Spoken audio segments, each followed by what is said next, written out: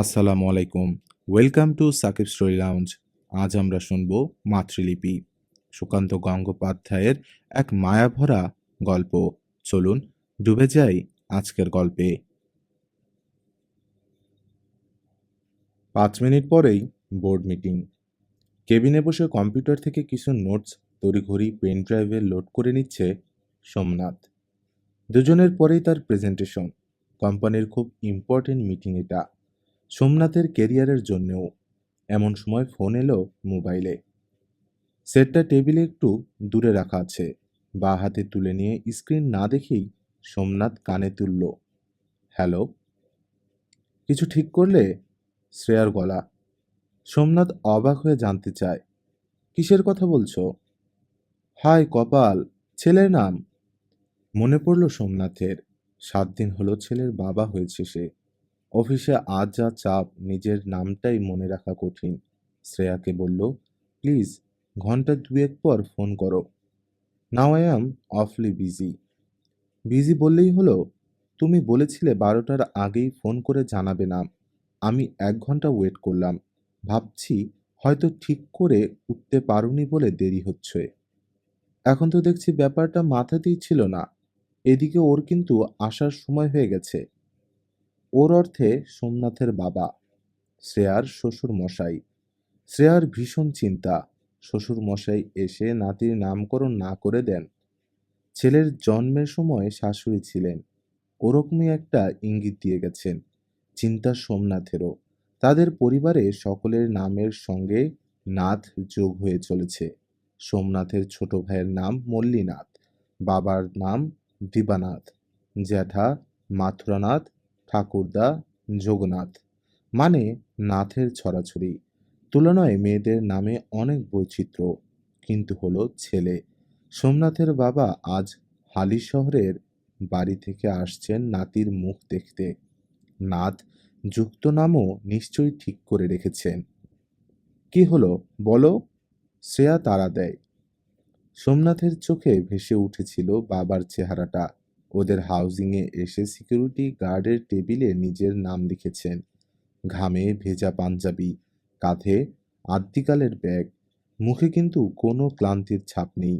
বংশধরের মুখ দেখার জন্য উদগ্রীব হয়ে আছেন। সোমনাথ ফোনে শ্রেয়াকে বলে, নাম রাখো রজার, রজার চৌধুরী। দারুণ না? ধ্যাত, বাঙালি ছেলের নাম ইংরেজি হবে কেন? আপত্তি জানায় শ্রেয়া। সোমনাথ অবশ্য প্রায় না ভেবেই নামটা বলেছে। স্ক্রিনে রজার সফটওয়্যারের ডিটেল, সেটা দেখেই বলে নামটা দেয়। তার সমর্থনে এখন বলে, বাংলা নাম দিয়ে কি হবে? পড়বে তো ইংলিশ মিডিয়ামে। বড় হয়ে ওয়েস্ট বেঙ্গলে পড়ে থাকার চান্স খুব কম। এই নামটাই ফিট। না না, বাঙালির ছেলে, তার একটা নিজস্ব পরিচয় থাকবে না? কেন, চৌধুরী টাইটেলে সেই পরিচয় তো আছে। চৌধুরী পদবি অন্য ভাষার লোকদেরও হয়, ধর্মও বোঝা যায় না। সেজন্যই নামটা বাঙালি হিন্দু টাইপ করতে হবে। Okay, give me another half an hour, তার মধ্যেই নাম ঠিক করে দিচ্ছি। তুমিও ভাবতে থাকো। আমি আর ভাবতে পারছি না। আজ সকালে প্রিয়া আরও 4টে নাম পাঠিয়েছে। সব মিলিয়ে 25টার ওপর হয়ে গেল। একটাও পদের নয়। আধ ঘন্টা পর ফোন করছি, রাখলাম। অপ্রান্ত নীরব হয়ে যেতে স্বস্তির শ্বাস ফেলল সোমনাথ। ফোন পুরোপুরি অফ করে পকেটে পুরল। আবার অন করবে মিটিং থেকে বেরোনোর পর। ততক্ষণে বাবা এসে যাবেন ফ্ল্যাটে, নামও দিয়ে দেবেন। সেটা কি করে বাতিল করা যায় তখন ভাবা যাবে। আপাতত মিটিংটা তার কাছে অনেক বেশি গুরুত্বপূর্ণ। ঠিকঠাক পারফর্ম করতে পারলে একটা লিফটমেন্ট বাধা। পেন ড্রাইভটা কম্পিউটার থেকে খুলে নিতে গিয়ে সোমনাথের চোখে পড়ে টেবিলের ও প্রান্তে ইউনিফর্মড বিয়ারার হাঁটু। চোখ তুলে দেখে মানিক দাঁড়িয়ে আছে। কিছুক্ষণ আগে ইন্টারকমে ক্যান্টিনকে চা দিতে বলেছিল সোমনাথ। মানিক বোধহয় শ্রেয়ার ফোনের সময় চা নিয়ে ঢুকেছে। এখনও দাঁড়িয়ে আছে কেন? কাপ তুলে নিয়ে সোমনাথ কপালে ভাঁজ ফেলে মানিককে জিজ্ঞেস করে, কি, কিছু বলবে? ছেলের নাম ঠিক করছেন বুঝি? তোষামোদী হাসি সহ জানতে চায় মানিক। বসের ব্যক্তিগত ফোন আলাপ শুনে এই ধরনের প্রশ্ন যে গর্হিত আচরণ, মানিক তা নিশ্চয়ই বোঝে। সাহসটা পেয়েছে সম্ভবত সোমনাথের নরম স্বভাবের জন্য। সুনাম বজায় রাখতে সচেষ্ট সোমনাথ চায়ে চুমুক মেরে মজা করার ঢঙ্গে বলে, কেন, তোমার স্টকে কোনো ভালো নাম আছে নাকি? আমার স্টকে আর কি নাম থাকবে? তবে আমাদের পরের গ্রামে এক সন্ন্যাসী নাম দেন, মানে কিছুদিন হলো দিচ্ছেন। অদ্ভুত সব কাণ্ড হচ্ছে সেই নাম নিয়ে। কিরকম? উদাসীন আগ্রহে জানতে চায় সোমনাথ। মানিক বলে, এ পর্যন্ত তিনি যে কটার বাচ্চার নামকরণ করেছেন তাদের ফ্যামিলির কিছু না কিছু ভালো হয়েছে। যেমন, কারো বাজা নারকোল গাছে ফল আসতে শুরু করেছে, যেসব ডিপ পুকুরে খাপলা জালে মাছ ওঠে না সেখানে মাছ পড়েছে দেদার, কালো মেয়ের বিয়ের সম্বন্ধ আসছে বড়লোক বাড়ি থেকে। এসব তোমার লোকমুখে শোনা কথা? সোমনাথের প্রশ্নে ঘাড় কাত করে মানিক। বলে, এগুলো শোনা হলেও আমার শ্বশুরবাড়ির ঘটনাটা তো সত্যি। বড় শালার মেয়ের নাম রাখলেন সন্ন্যাসী, ছোট শালার পুলিশের চাকরিটা হয়ে গেল। বাহ, খুব ভালো খবর, বলে চেয়ার ছেড়ে উঠে দাঁড়ালো সোমনাথ। এবার কনফারেন্স রুমের দিকে যেতে হবে। মিটিং শুরু হতে ঠিক 1.5 মিনিট বাকি। করিডোর দিয়ে হেঁটে যেতে যেতে সোমনাথ ভাবে, মানিক কি জানে সোমনাথের চাকরিতে একটা উন্নতি অপেক্ষা করছে? তাই কি সন্ন্যাসীর কথাটা তুলল? জানার কথা নয়। অতটা ওপর মহলের আবহাওয়ার পূর্বাভাস ওর মতো বেয়ারা কি করে পাবে? অফিসের পর ফ্ল্যাটে ফিরতে ফিরতে সন্ধে উতরে গেল। সোমনাথের মাথায় এখন ছেলের নাম, বাবার আসার কথা কিছুই নেই। মন জুড়ে রিপ্লে হয়ে চলেছে বোর্ড মিটিংয়ের ছবি। বড় সাহেবদের এক্সপ্রেশন দেখে আন্দাজ করা গেল না কতটা ইমপ্রেসড হয়েছেন সোমনাথের প্রেজেন্টেশনে। সকলেই যেন মুখোশ পরেছিলেন, অভিব্যক্তি একটাই, শুনছি বলে যাও। সোমনাথের যে লিফটম্যানটা হওয়ার কথা তা হচ্ছে 6 মাসের জন্য জার্মানির মিউনিখে কোম্পানির সদর অফিসে ট্রেনিং নিতে হবে। তারপর এসে বসবে মুম্বাইয়ের জোনাল অফিসের সিও হয়ে। স্যালারি, পার্কস হবে দ্বিগুণ। আদৌ কি হবে এসব? অফিসের পোশাক বদলে বাথরুম ঘুরে সোমনাথ একবার ছেলেকে দেখে এসেছে। এটা তার নতুন রুটিন। এসি লাগানো বেডরুমে শুয়ে দেদার ঘুমাচ্ছে বেটা। আজ মনে হলো ছেলে বুঝি তার মতো দেখতে হয়েছে, কাল মনে হচ্ছিল শ্রেয়ার মতো। সোমনাথ এখন ড্রয়িংয়ে বসে চা খাচ্ছে, তাকিয়ে আছে চলন্ত টিভির দিকে। প্রোগ্রামটার কোনো ছাপ মাথায় পড়ছে না। শ্রেয়া নিজের চা নিয়ে এসে সোফায় বসলো, বলল, বাবা তো এলেন না। মুহূর্তের মধ্যে নাম প্রসঙ্গটা মনে পড়ল সোমনাথের। প্রথমেই উদ্বিগ্ন হলো বাবার জন্য। জিজ্ঞেস করলো, এলেন না কেন, কি হয়েছে? সেরকম সিরিয়াস কিছু নয় নিশ্চয়ই, তাহলে ও বাড়ি থেকে ফোন আসতো, বলল শ্রেয়া। সোমনাথের হালিশহরের বাড়িটা 5 পুরুষের। এখন বাবারা 4 ভাই ওখানে থাকেন। তাদের ছেলে মেয়েদের কয়েকজন ওখানে থাকলেও বেশিরভাগই ছড়িয়ে পড়েছে। মেয়েদের তো বিয়ের পর বাড়ি বদলেই যায়। অফিস যাওয়ার সুবিধের জন্য সোমনাথও চলে এসেছে কসবার এই আবাসনের 8 তলায়। ফোন করে একবার দেখতে পারতে, কেন এলেন না বাবা? তোমাকেই তো ফোনে আসবেন বলেছিলেন, শ্রেয়ার উদ্দেশ্যে বলল সোমনাথ। শ্রেয়া বলে, তোমার জন্য ওয়েট করছিলাম, আগে ফোন করলে যদি নাম দিয়ে দেন।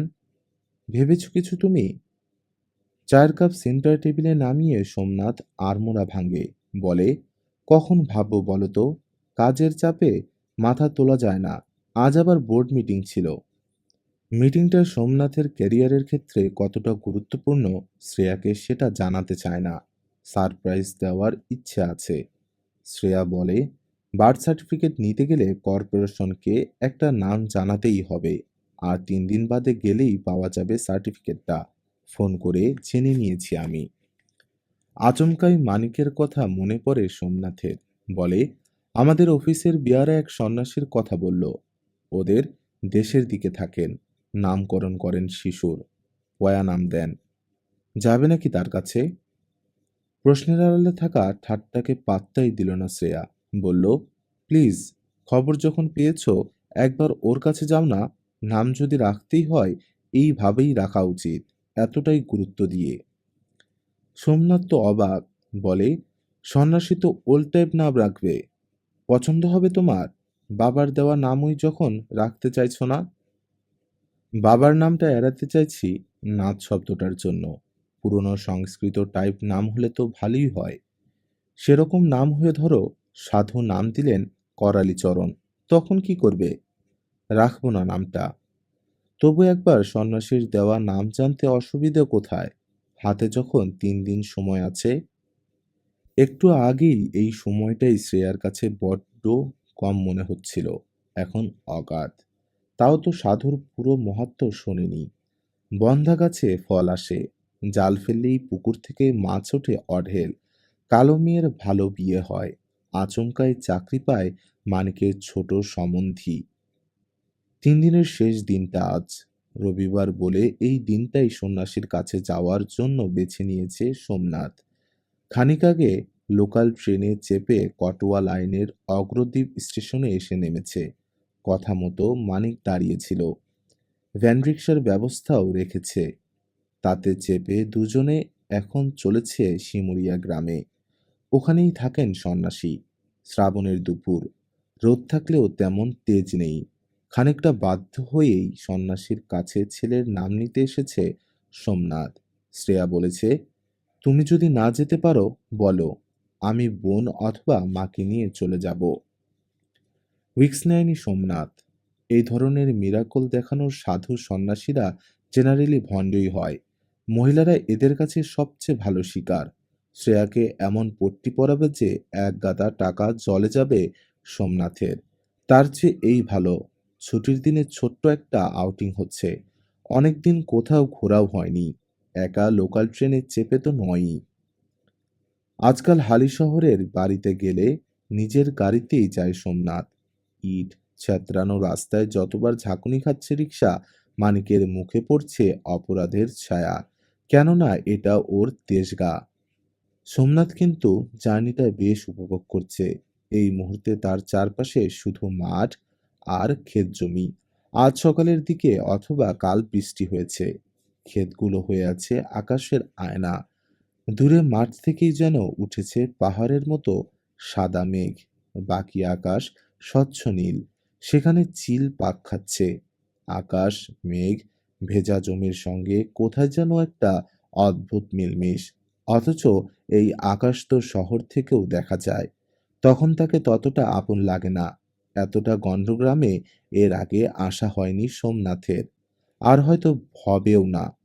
পদোন্নতি যদি হয়ে যায় চাকরিতে, তখন একের পর এক আধুনিক শহরে কাটাতে হবে জীবন। ট্রেনে ওঠার আগে পর্যন্ত সোমনাথের মনে একটা অপরাধবোধের কাঁটা ফুটেছিল। যত এগিয়েছে ট্রেন, মাঠঘাটের হাওয়া উঠে এসে দ্রবীভূত করেছে সেই অনুতাপ। বাবা যে সেদিন এলেন না, তারপর আর কোনো খোঁজ নেওয়া হয়নি। কারণ সেই একটাই, যদি নাথ যুক্ত কোনো প্রাচীন নাম দিয়ে ফেলেন নাতির। এক্ষেত্রে শ্রেয়ার যুক্তিটাই সম্বল করেছে সোমনাথ। বিশেষ কিছু হলে ও বাড়ি থেকে ফোন আসতো। তার মানে কি, অল্প কিছু হলে বাবা মায়ের খোঁজ নেওয়ার দরকার নেই? এমনও তো হতে পারে বাবা অভিমান করে বসে আছেন, সেদিন যেতে পারলাম না, কই ছেলে তো খোঁজ নিল না কোনো। এরকম একটা সম্ভাবনা থাকা সত্ত্বেও সোমনাথ ছেলের একটা ভালো নামের জন্য সময় নিচ্ছে। নিজের নামটা বইতে কোনো দিন তার ভালো লাগতো না। হাজার হাজার সোমনাথ আছে বাংলায়। শ্রেণী অবস্থান বুঝতে বেশ অসুবিধা হয়। সন্ন্যাসীর কাছে গেলে এ ব্যাপারে যে কোনো সুবিধে হবে না, গ্রামের গভীরে ঢুকে যেতে যেতে আরো ভালোভাবে টের পাচ্ছে। এই অঞ্চলে সোমনাথ নামটাই হয়তো খুব পোশাকি। এরকমটা হতে পারে জেনেও কেন এলো? ঘন্টা ৬-৭ অন্য কোথাও কাটিয়ে শ্রেয়াকে গিয়ে বললেই হতো। সাধু নাম দিলেন কালীপদ। শ্রেয়া কিছুতেই সে নাম রাখত না। তাহলে কি পয়া নাম পাওয়ার গ্রাম্য বিশ্বাসটাই সোমনাথকে নিয়ে এলো এখানে? প্রশ্নটা নিয়ে মনের প্রত্যন্তে একবার ঘুরে আসে সোমনাথ, সঠিক কোনো উত্তর পায় না। একটা সরু নদীর ব্রিজের উপর উঠে পড়েছে ভ্যান রিক্সা। ওপারে এখনো পর্যন্ত গ্রাম রেখা দেখা যাচ্ছে না। মানিকের উদ্দেশ্যে সোমনাথ বলে, আর কত দূর? তোমাদের গ্রামেই তো এখনো এলো না, বলছো তার পরের গ্রামে যেতে হবে। মানিক বলে, আর 10 মিনিট। আমাদের গ্রামের দিকে তো যায়নি, শর্টকাটে নিয়ে যেতে বলেছি।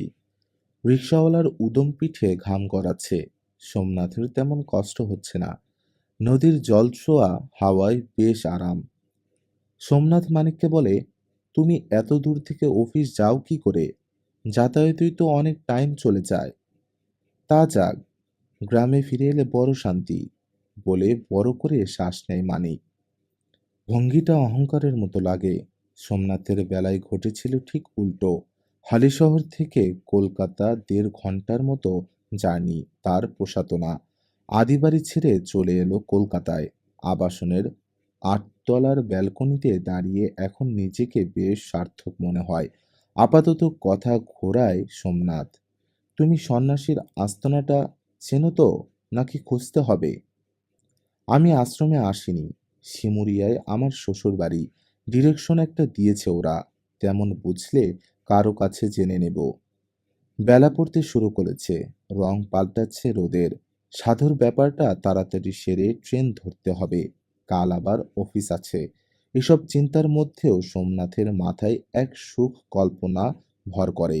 দূরে গাছপালা ঘেরা জায়গাটার দিকে তাকিয়ে ভাবে, কোনোভাবে যদি সন্ন্যাসীর দেওয়া নামটা ফিট করে যায়, ছেলে বড় হলে সোমনাথ বলবে, তোর নাম নিয়ে আসতে আমি প্রত্যন্ত এক গ্রামে গিয়েছিলাম। কি অপূর্ব সেই পথের প্রাকৃতিক রূপ! বাবার প্রয়াসকে ছেলে নিশ্চয়ই সাধুবাদ জানাবে। একবার আসতে চাইবে এই গ্রামে, যেখানে ওর নামের জন্ম হয়েছিল। ততদিনে হয়তো এই গ্রামকে গিলে নেবে শহর। একটা বাস্তব ব্যাপার হঠাৎ খেয়াল পড়ে সোমনাথের। মানিককে জিজ্ঞেস করে, সাধুর চার্জ কত, কিছু জেনেছ? মানিক হেসে ফেলে বলে, কত আর হবে, গ্রামের দিকের ব্যাপার। ওই কটা টাকা আপনার কাছে আছে। সোমনাথের সমস্যাটা মানিক বুঝবে না। কার্ডের হ্যাবিট হওয়ার পর থেকে সোমনাথের পার্সে খুচরো টাকা কমই থাকে। বেরোনোর সময় আজ বেশি করে নিতে ভুলেও গেছে। মনে একটা খিচ নিয়ে প্রকৃতির দিকে চেয়ে বসে থাকে সোমনাথ। দূর থেকে গাছপালা ঘেরা যে জায়গাটা দেখা যাচ্ছিল সেটাই শিমুরিয়া। গ্রামে ঢোকার মুখে মুদিখানা গোছের একটা দোকানের সামনে রিকশাওয়ালাকে থামতে বলল মানিক। ভ্যানে বসেই দোকানিকে জিজ্ঞেস করলো, গোপাল মাস্টারের বাড়িটা কোথায়? টাটে বসা দোকানে আঙ্গুল নির্দেশ করে বলল, মিনিট 5 এগিয়ে যান আরো। প্রথম যে মোড়টা পড়বে, বাদিক ধরে এগোলো। পাকা বাড়ি একটাই, ওইটাই গোপাল ভট্টাচার্যের বাড়ি। রিকশাওয়ালা ফের প্যাডেল মারতে শুরু করেছে। পরপর দুটো খটকায় সোমনাথের কপালে এখন ভাঁজ। মানিককে জিজ্ঞেস করে, গোপাল ভট্টাচার্যটা আবার কে? উনিই তো সন্ন্যাসী। শ্রীপুর হাইস্কুলের বাংলার টিচার ছিলেন। রিটায়ারমেন্টের পর সন্ন্যাস নিয়েছেন। সোমনাথ ভাবে, হয়ে গেল, এ তো শখের সন্ন্যাসী। টাইম পাস করার জন্য পেশাটা বেছেছেন, অথবা 2 পয়সার ধান্দা। এই ইনফরমেশনগুলো দেওয়ার প্রয়োজন মনে করেনি মানিক। একেই বলে গেঁয়ো। এদের কাছে সাধু মাস্টার সব সমান। পরের খটকাটায় যায় সোমনাথ, তুমি তো বলেছিলে আশ্রম। বাড়িতে আবার আশ্রম হয় নাকি? পাকা বাড়ি মানে তো বিষয়ই বড়লোক। তিনি আবার, এবার মানিকও কিছুটা ধন্দে, বলে, আমি সেটাই ভাবছি। আসলে আগে তো আসেনি। চলুন না, গিয়ে দেখাই যাক। একতলা ছিমছাম বাড়ির সামনে এসে পৌঁছল সোমনাথরা। পাশে আটচালার আশ্রমও আছে। দরজার উপরে টিনের বোর্ডে লেখা, অধৃত ধাম। বসত সংলগ্ন বেশ কটা বড় ছাকরা গাছ। রিকশাওয়ালা তার গাড়ি নিয়ে চলে গেল গাছতলায়। টান টান হয়ে শুয়ে পড়ল পাটাতনে। সোমনাথরা ওর ভ্যান রিকশাতেই ফিরবে স্টেশনে। মানিক ঠিক করে উঠতে পারছে না, কোন দরজায় যাবে, বাড়ির না আশ্রমের। আশেপাশে কোনো লোকজন দেখা যাচ্ছে না। গরুর ডাক ভেসে এলো বাড়ির পিছন থেকে। ইতস্ততার মধ্যেই দেখা গেল পাকা বাড়ির সদর দিয়ে বেরিয়ে আসছে এক যুবতী, সম্ভবত এ বাড়ির বউ। দুই আগন্তুককে দেখে থমকে গিয়ে ঘোমটা তুলল, হাতে কাঁসার গ্লাস। মানিক জিজ্ঞেস করে, গোপালবাবু, মানে স্বামীজি আছেন? সোমনাথের দ্বিধা দেখে বউটির কোনো ভাবান্তর হলো না, বলল, আছেন, আসুন আমার সঙ্গে। আশ্রমের দরজার দিকে এগিয়ে গেল যুবতী, অনুসরণ করল সোমনাথরা। ঘরটাকে অনায়াসে হলঘর বলা যায়। চাটাইয়ের দেওয়াল, মেঝে মাটির, কোনো আসবাব নেই। বড় বড় চারটে জানালা দিয়ে বিকেলের আলোয় ঘর আলোকিত। দূরে বেদি মতো জায়গায় বসে আছেন গোপাল ভট্টাচার্য, পরনে লাল শালু, দাড়িগোঁফ নিয়ে পুরোপুরি সন্ন্যাসী। শরীরে জল তেল পরে সেটা বোঝা যাচ্ছে। ছোট টুলের ওপর রাখা খাতায় নিমগ্ন হয়ে কি যেন লিখছেন। বউটি সামনে দাঁড়িয়ে বলল, বাবা, আপনার চা। মুখ তুললেন সাধু, বললেন, ও, দাও মা, দাও। গ্লাসটা হাতে নিতে গিয়ে চোখ গেল সোমনাথের দিকে। সাধু অবাক হয়ে বলেন, আপনারা? মানিক কথা শুরু করে, স্বামীজি, আমি পাশের গ্রামেই থাকি। ইনি আমার অফিসের স্যার। আপনার কথা বলেছিলাম, দেখা করতে এলেন। সন্ন্যাসী অতি বিনয়ে হাত জোর করে বললেন, আমার কি সৌভাগ্য! আসুন আসুন। বউটির উদ্দেশ্যে বললেন, বৌমা, এদের দুটো বসার জায়গা দাও। দুটো আসন পেতে দিয়ে বউটি ঘর ছেড়ে চলে গেল। মেয়েটি আশ্চর্য রকমের ভাবলেশীন। শ্বশুরের কাছে ক্লায়েন্ট এসেছে, খুশি হওয়ার কথা তো। সোমনাথ, মানিক আসনে বসল। সাধুর মুখে বিগলিত হাসি। বলুন, আপনাদের জন্য কি করতে পারি? এবারেও মানিকই বলল, কদিন আগে স্যারের ছেলে হয়েছে, আপনার কাছে নাম নিতে এলাম। সাধু চায়ের গ্লাস তুলে চুমুক দিতে দিতে তীক্ষ্ণ দৃষ্টিতে সোমনাথের দিকে তাকিয়ে রইলেন। সোমনাথ বুঝল ঠকবাজির অভিনয় শুরু হয়ে গেল। চোখ সরিয়ে নিল সোমনাথ।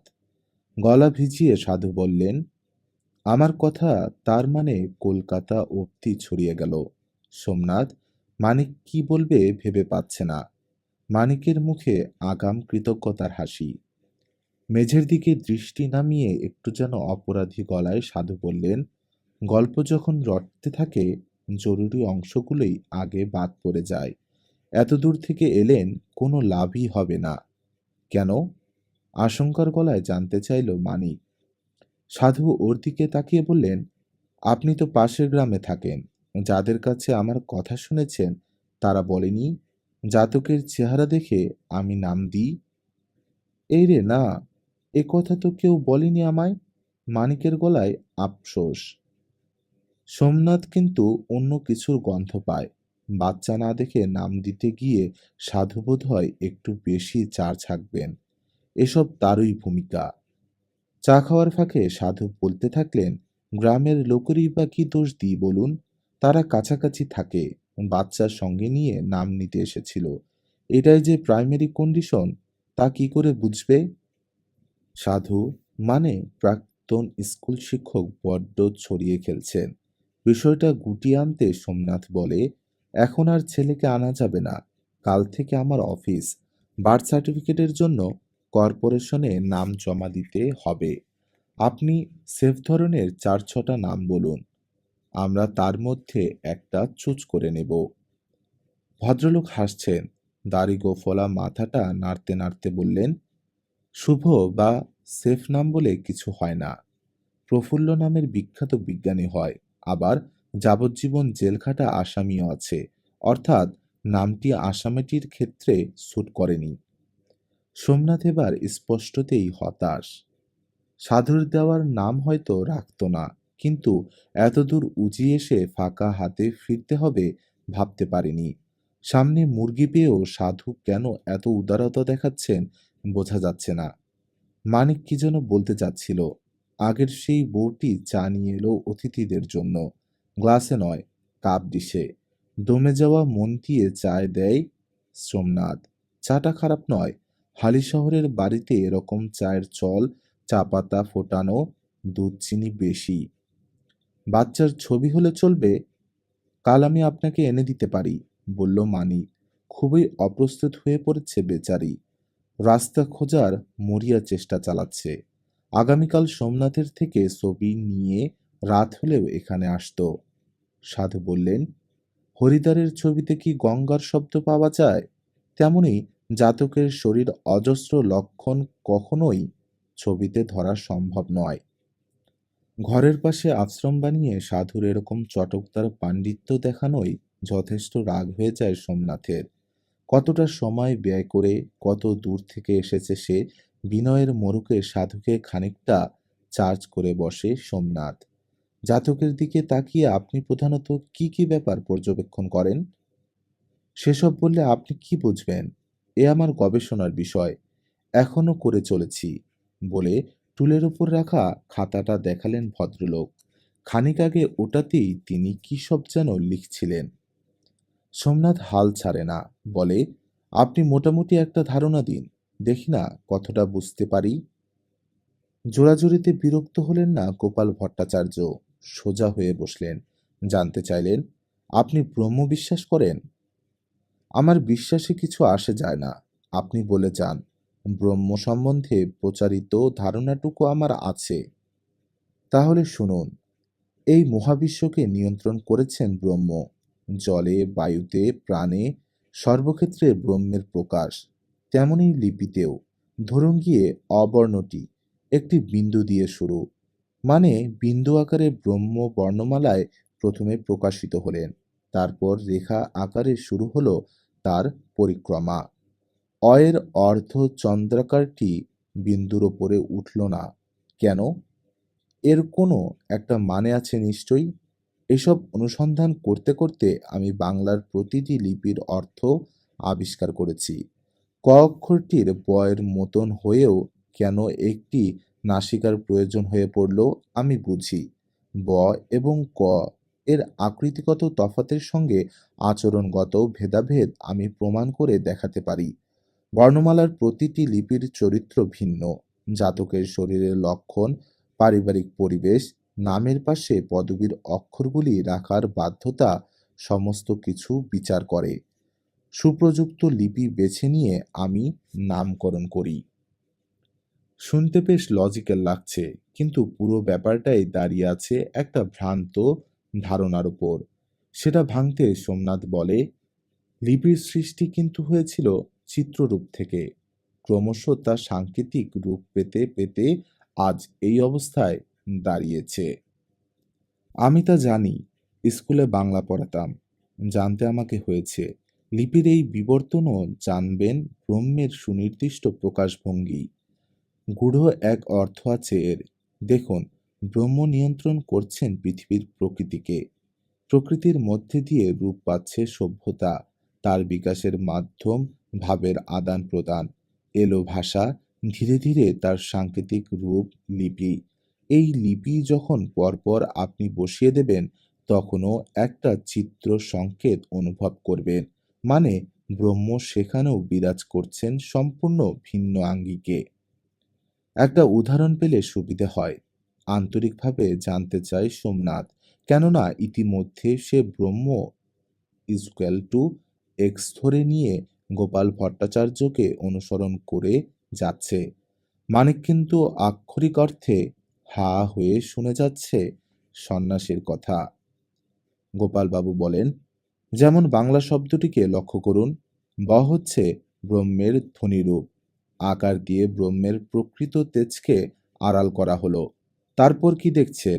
একটা আধশোয়া রেখা, বুকের ওপর বিন্দু, যেন একটি মানুষ আয়সে ব্রহ্মবিদ্যা অনুশীলন করছে। এই হচ্ছে সরল জীবনযাপন। এবার এলো ল। লিপিটির মধ্যে জলের ঢেউয়ের আভাস পাবেন। শেষে আকার সম্পূর্ণ করল দেশ বা জাতির সীমানা। একটু থেমে গোপালবাবু সমর্থন চাইলেন, কি আমাদের গোটা জাতির ছবিটাই ফুটে উঠল কিনা ওই অক্ষর সমাবেশে? এই মায়া বিভ্রমের কি উত্তর দেবে ভেবে পায় না সোমনাথ। জানলা দিয়ে আসা আলো প্রায় নিভু নিভু। বাইরের গাছে পাখির কিচিরমিচির শুনে বোঝা যাচ্ছে সন্ধে আসন্ন। গোপালবাবু বলে ওঠেন, নামকরণের কোনো ইচ্ছা থেকে আমি লিপি চর্চা করিনি। আমার দেওয়া নামে লোকের সংস্কারে কি করে শ্রীবৃদ্ধি ঘটছে সে ব্যাপারেও কোনো স্পষ্ট ধারণা নেই আমার, তাই এর কৃতিত্ব নিতে চাই না। আবার কেউ নামকরণ করাতে এলে না বলতে পারি না আমি, কারণ আমি বিশ্বাস করি জাতকের নাম একটি অত্যন্ত গুরুত্বপূর্ণ বিষয়। সারা জীবন ধরে লোকে তাকে ওই নাম ধরে ডাকবে। সেই ধ্বনির প্রভাব তার ব্যক্তিত্বে পড়তে বাধ্য। সব ধ্বনি সবার জন্য মঙ্গলময় হয় না।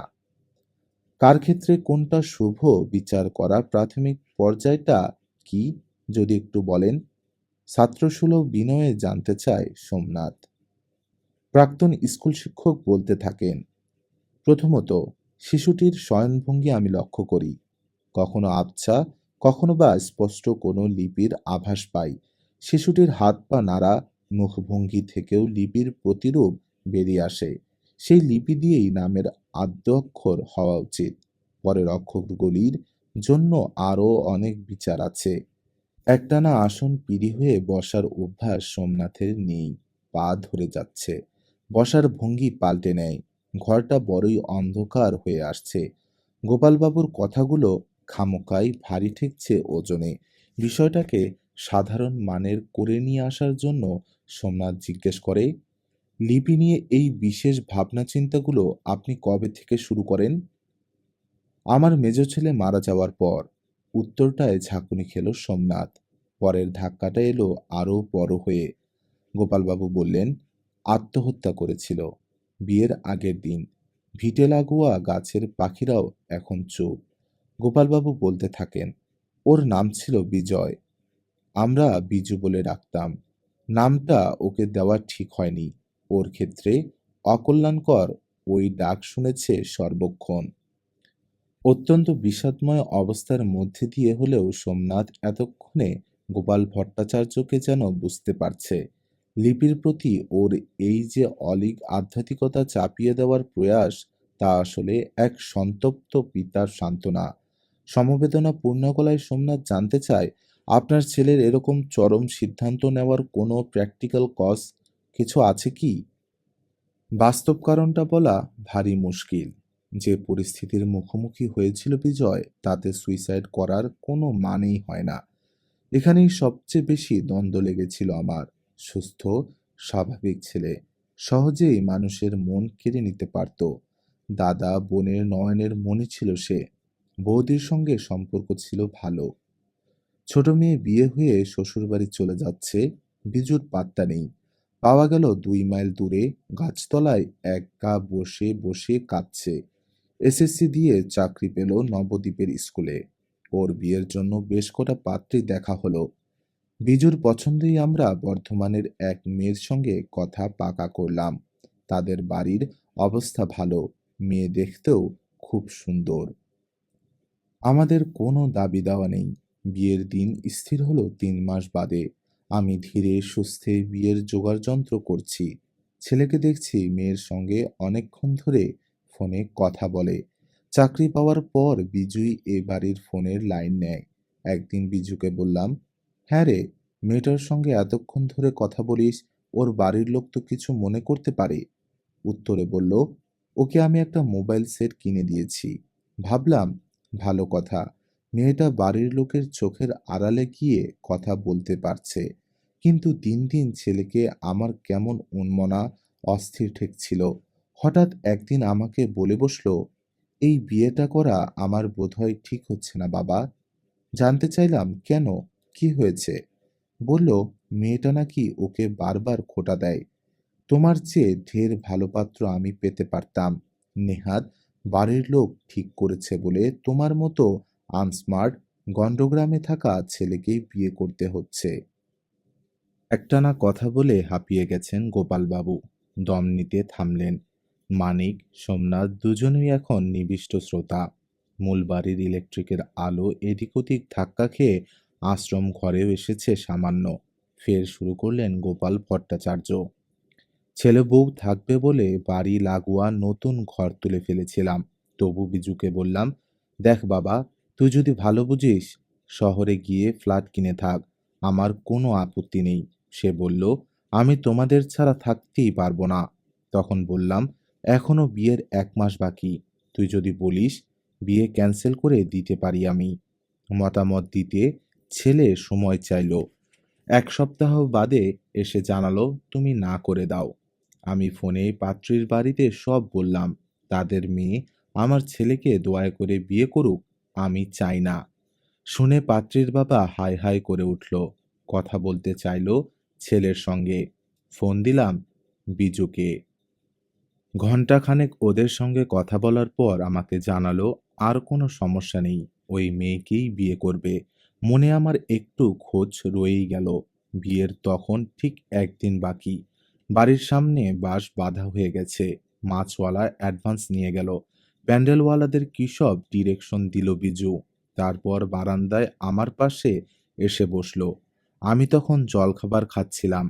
বড় বৌমা ওকেও রুটি তরকারি দিতে গেল, নিল না। বলল, পেট ভার, মুড়ি আর চা দাও। পুরোটা খেলো না। চা খেয়ে বলল, আরেকটু গড়িয়ে নেই, শরীরটা ম্যাজ ম্যাজ করছে। সেই যে ঘরে ঢুকলো, ওখানেই হ্যাং। ফাঁসটা যেন সোমনাথের গলাতেই চেপে বসল। অস্বস্তি এড়াতে ঢোক গেলে একই সঙ্গে মনে করে সেই অভাগিনীকে, বিয়ের আগের রাতে যার হবু স্বামী গলায় দড়ি দিয়েছিল, তার কি অবস্থা হয়েছিল জানতে সোমনাথ জিজ্ঞেস করে, পাত্রের বাড়িতে জানালেন দুঃসংবাদ? জানিয়েছিলাম। মেয়ের বাবা 2 দাদা এসে দেখে গেল। বর্ধমানে গিয়ে রটালো আমার ছেলের সঙ্গে নাকি এক বাগদি মেয়ের সম্পর্ক ছিল। মেয়েটা ব্ল্যাকমেল করছিল বলেই বিজু আত্মহত্যা করেছে। সেসব কুসংস্কার বিরুদ্ধে আমি কিছু বলিনি। আমার মনে তখন একটাই প্রশ্ন, কি এমন হলো যে আত্মহত্যা করলো বিজয়? এই সামান্য সমস্যা থেকে বেরোতে পারল না। অন্য যে কেউ হলে পারত। বাবা মা বাড়ির লোককে ছেড়ে চলে যেত শহরে, অথবা বউকেই টেনে নিয়ে আসতো গ্রামে। তাহলে গলতটা কোথায়? বিজুর 28 বছরের অতীত ঘাঁটতে বসলাম আমি। পৌঁছে গেলাম ওর নামকরণ অবধি। ধীরে ধীরে আবিষ্কার করলাম ওর দেহ গঠনের এবং চরিত্রের সঙ্গে নামটা একেবারেই খাপ খায়নি। ব এর রস্যই মানে ব্রহ্মজাতকে ছাতার মতো ঢেকে রাখা। জয়ের ভঙ্গিতে প্রচুর জটিলতা। জটিল শব্দটাই জ দিয়ে শুরু। এসব সহ্য হয়নি আমার মেজ ছেলের। আমরা তাকে আয়েশে আদরে বড় করেছিলাম। বড় সহজ সরল মানুষ ছিল সে। ঘরটা হঠাৎ আলোকিত হয়ে উঠতে ঘাড় ফেরায় সোমনাথ। সেই বউটি কুপি হাতে ঢুকেছে। ওই আলোতে দেখা গেল গোপালবাবুর চোখের কোল বেয়ে জলের রেখা। শ্বশুর মশাইয়ের উদ্দেশ্যে বড় বউ বলে, বাবা, আপনার উপাসনার সময় হয়েছে, এবার এদের নিয়ে যাই। হ্যাঁ মা, যাও, একটু জল মিষ্টি খাওয়াও ওদের, সেই কলকাতা থেকে এসেছেন। সোমনাথ উঠে দাঁড়িয়ে সসংকোচে বলে, না না, ওসব আবার কেন, এবার আমাদের ফেরা উচিত, রাত হয়ে যাবে বাড়ি পৌঁছতে। গোপালবাবু বলেন, সামান্য মিষ্টিমুখ করে যান, অতিথি খালি পেটে গেলে গৃহস্থের অমঙ্গল হয়। আয়োজন যথেষ্টরে বেশি। থালা ভর্তি লুচি তরকারি মিষ্টি খেতে দিয়েছেন গোপালবাবুর স্ত্রী। ওরকম একটা শোকের আবহে থাকার পর খাবার গলা দিয়ে নামছে না সোমনাথের। মানিকেরও একই অবস্থা। গৃহকর্ত্রী এবং বড় বউর সামনে দাঁড়িয়ে রইলেন। কষ্ট করে হলেও খেতে হলো পুরোটা। হাত মুখ ধুয়ে সোমনাথ পার্স থেকে কয়েকটা 100 টাকার নোট বার করে। অনেকক্ষণ ধরে অস্বস্তি হচ্ছিল তার। গোপালবাবুর আশ্রমের জন্য কিছু দেওয়া উচিত, সেই কথা বলে গৃহকর্ত্রীকে টাকা দিয়ে যায় সোমনাথ। 2 পা পিছিয়ে গিয়ে গোপালবাবুর স্ত্রী বলেন, মাথা খারাপ? আশ্রমের জন্য উনি কারো কাছে 1 পয়সাও নেননি। টাকা পয়সার প্রতি মোহমুক্ত হয়েছেন। আমাদের সবাইকে টাকা জমি ভাগ করে দিয়েছেন। এই তো সেদিন মেয়ে জামাইয়ের হাতে দিয়ে এলেন পোস্ট অফিসে ম্যাচিওর করা 2 লাখ টাকা। ওর নিচের সম্পত্তি বলতে এখন আর কিছুই নেই। গ্রাম ছেড়ে হয়তো চলেই যেতেন। কাতর অনুরোধ করে আমরা আটকে রেখেছি। সোমনাথ বলে, ওকে এবার আস্তে আস্তে সংসারে ফেরানোর চেষ্টা করুন, নয়তো শোক ভুলতেই পারবেন না। বড় বউ বলে, বহু চেষ্টা করেছি, লাভ হয়নি। ভীষণ ভালোবাসতেন মেজ দেওরাকে। বিয়ের আগে বিজু একটা কলিং বেল কিনে এনেছিল কলকাতা থেকে। সেটা টিপলেই কথা বের হতো, দয়া করে দরজা খুলুন। বিজু মারা যাওয়ার পর কানেকশন খুলে দেওয়া হয়, তবু বাবা দিনে রাতে মাঝে মাঝে শুনতে পেতেন ওই আওয়াজ। একসময় বললেন, বিজু আমাকে মনের অন্য দরজা খুলতে বলছে। তারপর সেই যে বাড়ি থেকে বেরোলেন, আর ঢুকলেন না। তবু ভালো, আশ্রম নিয়ে মেতে আছেন। সকাল সন্ধে গ্রামের কিছু লোক আসে, গীতা পুরাণ পড়ে শোনান, নিজের লেখাপড়া নিয়ে থাকেন। মানিক তাড়া দেয়, স্যার, আর বেশি দেরি করলে কলিকাতা ফিরতে অনেক রাত হয়ে যাবে। রাত 11টা বেজে গেল কসবাই নিজের ফ্ল্যাটে ফিরতে। ক্লান্ত সোমনাথ জুতো ছেড়ে সোফায় গা এলিয়ে দিয়েছে। বাথরুম ঘুরে আসার পরিশ্রমটুকু নিতে ইচ্ছে করছে না। শ্রেয়া গ্লাসে জল এনে রেখেছে সেন্টার টেবিলে। সোমনাথ জলটা খেলেই প্রশ্ন শুরু করবে। গ্লাসের দিকে হাত বাড়িয়ে সোমনাথ বলে, আসার পথে বাবাকে ফোন করলাম। কি বললেন? লম্বা চুমুকে জলটা খেয়ে সোমনাথ বলে, ঝিমলির পরীক্ষা চলছে, পুলকার আসছে না, ওকে স্কুলে দেওয়া নেওয়া করছেন বাবা। বললেন সামনের রোববার এখানে আসবেন। নামের ব্যাপারে কিছু কথা হলো? জিজ্ঞেস করেছিলাম, বললেন তোমরাই দিয়ে দাও, একটু মডার্ন দেখে। নবুর ছেলেটা প্রায়ই রাগারাগি করে, ওর ক্লাসমেটদের কত সুন্দর সুন্দর নাম, আমরা ওর নাম রেখেছি প্রিয়নাথ। সত্যি এখন এসব নাম চলে না। ঝিমলি, নবুর ছেলে, এরা সব সোমনাথের জ্যাঠার নাতি নাতনি। বাবা এদের নিয়ে এমনভাবে মজে আছেন, নাতির মুখ দেখার ব্যাপারটা এক সপ্তাহ পিছিয়ে দিতে অসুবিধে হচ্ছে না। বাবার ফোনের পর একটু অভিমান হয়েছিল সোমনাথের। এই অনুভূতিটা শ্রেয়াকে চট করে স্পর্শ করবে না, নিজের বাবা যেহেতু নয়। শ্রেয়া স্বস্তির নিঃশ্বাস ফেলে বলে, যাক, বাবার ব্যাপারটা না হয় মিটল। তোমার সাধু কি নাম দিলেন? খানিকটা অন্য মনস্ক স্বরে সোমনাথ বলে, সাধু বলতে যা ভেবেছিলাম সেরকম উনি নন। সন্তান হারিয়েছেন অকালে, শোক ভুলতে ব্রহ্মচর্য পালন করছেন। নাম কিছু দিলেন কি? আসল কথায় আসতে চায় শ্রেয়া। শ্বাস ছেড়ে সোমনাথ বলে, দিলেন ওর সেই মৃত সন্তানের নাম, বিজয়। আঁতকে উঠল শ্রেয়া, বলল, দরকার নেই বাবা। এরপর দুজনেই চুপচাপ। খানিক বাদে শ্রেয়া বলে, তাহলে কি হবে? কালকের মধ্যে ঠিক করতে হবে কিছু একটা। হঠাৎ মনে পড়েছে, এইভাবে সোমনাথ বলে ওঠে, দাঁড়াও, সন্ন্যাসী একটা সূত্র বলেছেন, সন্তানের শোয়ার ধরন দেখে নামের প্রথম বর্ণ নির্দিষ্ট করা উচিত। সোফা সেরে উঠে পড়েছে সোমনাথ, বেডরুমের দিকে এগোচ্ছে। শ্রেয়া বলে, সে আবার কি? সোমনাথ বলে, এসোই না দেখি। দুজনে এসে দাঁড়িয়েছেন বিছানার কাছে। ছেলে এখন অঘোর ঘুমে। সোমনাথ চাপা গলায় বলে, দেখো, অনেকটা রস্যের মতো লাগছে না?